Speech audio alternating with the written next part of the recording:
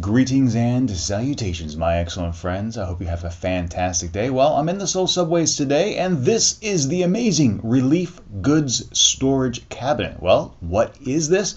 Well, it is a fancy name for the gas mask storage facility in the Seoul Subway. And in fact, there are two different kinds of gas masks available. On the top, you have the chemical, biological, and radiological gas masks, and you can see how the instructions to put them on are used, and there are their containment pouches. Down below you have the standard smoke mask with their instructions printed and the silver containers there. Now you may be wondering why there are only a few in the storage cabinet. Well, they're not for just everyone in the subway. They're actually for those charged with trying to get everyone out safely. Well, that's it for today. Until tomorrow, remember to be true to yourself and always be awesome.